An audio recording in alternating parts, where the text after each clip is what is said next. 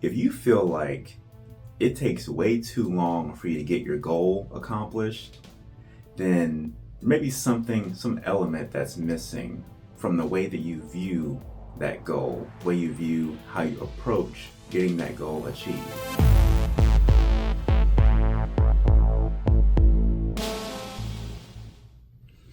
Hi, this is Josh, and today we're going to talk about the slight edge rule. Hey, this is Josh. I just cannot help myself. There's a principle out there that's going to help you keep on track, getting you towards that goal that you desire. So, the slight edge rule. So, this was coined by the author Jeff Olson. I'll leave a link to the book itself so you can dive deeper into the concept just overall. But simply put, it is small steps multiplied by time, and that equals either healthy or unhealthy, huge impacts within our lives. So, good or bad, it's working for us right now. And today we're going to look at how it's actually working for us currently, whether we know it or not. We're going to look at how to make it work for us. And then we're going to specifically look and see how we can make that work for our goals. So looking at the slight edge rule, another way to put it is looking at the small actions, the daily habits, the routines, the different behaviors we do every day, now that may seem pointless, don't have a huge impact, doesn't really affect our lives greatly. But when you look at those things over time, from now until a year from now or however long, then is when you see a huge impact, a huge result based on those habits. So to kind of make this a little more palatable, let's look at eating. So I know that if I choose to have a cheeseburger today, from like McDonald's or Whataburger, whatever, that one cheeseburger is not going to have that much of an impact on my body, right? But if I decide to have a cheeseburger every day for weeks, even months, then that repetition is going to put a huge toll on my body. I'm going to start seeing negative effects from having that cheeseburger every day. So this actually reminds me of a McDonald's documentary that I watched back in like middle school, way back in the day. If I can find the actual video, or at least the name of the video, I'll at least have that posted here so you can search it. It's a really interesting and purposeful slight edge approach, doing an experiment. So this guy essentially ate McDonald's all the time for a month. He ate it for breakfast, lunch, and dinner every day for like 30 days straight. And through that experiment, wanted to see how his body was reacting and being affected by eating that unhealthy food. So we could see him starting to gain weight, his health declining in different ways, all kinds of things happening to his body. It's not just the food, it's not the contents of the food that affects us, but it's the repetition that has the bigger impact on us. Now, alternatively, if I decide to eat something healthy every day and do that for months and years, then I'm going to see positive effects on my body. I'm going to see lower cholesterol levels, lower sodium intake levels, different things like that. So the things my body doesn't need, ideally I would have less of, and the things my body does need, I'll have more of that. So how do we see how the slight edge is working for us currently, and how can we begin to make it work for us in more of a positive manner? So do this exercise.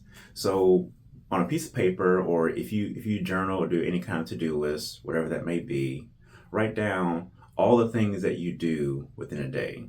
I want you to assess all of your daily habits and behaviors.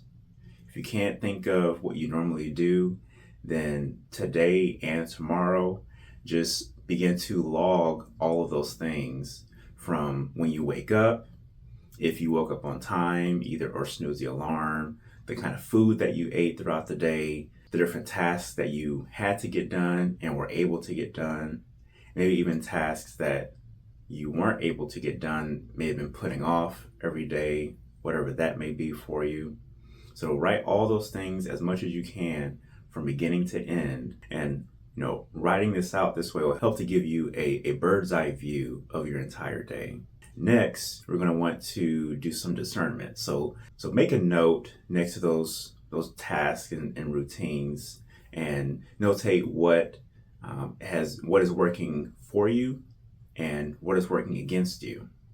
So assess what may be working for you, things like prepping for the next day to get ahead of the schedule, or things that may be working against you, like snoozing the alarm when you wake up and sleeping in by 15, 30, 45 minutes.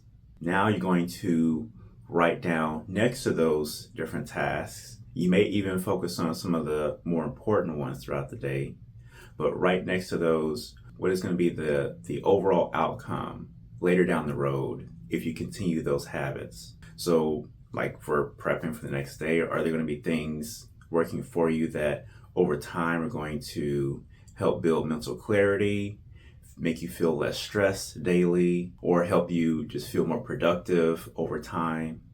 Or with the negative things, are things like sleeping in? Are you missing out on something that you could be accomplishing during that time? And what would it be like if you kept missing the opportunity over and over? So going through this exercise is going to help you to really see in your own life currently what the long-term effects are for those current actions. You're going to see how this is going to affect the future you. So now, how do we apply this to our goals? So not every task is going to be, huge. Not every portion of the goal is going to have this huge impact, require a lot of brain power, a lot of legwork. There are going to be some things you may want to look at that are going to be smaller and may even be repeatable. So when you're assessing your goals, you may want to sort of break it down to several different steps or different tasks that were required to actually achieve that overall goal. I keep standing up. I keep standing up to your toes, I guess for emphasis. So within that, pick out some of those smaller tasks. And it could be things like getting more knowledge about the field that you're working within. So you may be doing some research, some kind of studying. You might just be reading books that may help to encourage you while you're on that path. It could even be posting content weekly or daily, however that may be, or as simple as some kind of daily log or journal that helps you to check on the daily progress that you're making towards your goal. So for me, for example, this YouTube channel is actually the sort of repeatable task I have for my overall goal, which we'll dive into later on. But this channel requires me to post weekly, so it is something I'm doing repeatable over time, and through that repetition and the action I'm doing now multiplied by time is going to help to build a bigger impact, build a bigger result towards my overall goal. So if you repeat the positive daily habits reaching towards your goal, it is going to help build up experience and knowledge, courage, confidence, and it's going to help lead you to that end result that you truly desire with that goal. Now, this only works for you if you set the right habits in place. That slight edge rule is working whether we know it or not, whether we're doing it intentionally or not. So we have to be intentional and set positive habits, set good habits that are going to help propel us in the right direction. And with this idea, you'll have a sort of small steps approach to getting to achieve your big dreams. Now, I mentioned last week that I'm putting out this My Clear Goal checklist. And this is free, something I'm giving to you. So I'll have a link below. You can visit this website. The link to this is in the description. I want you to have access to that so that you can take some time, really sit with your goal and assess based on these different prompts if you have a clear enough grasp on the goal that you want to achieve.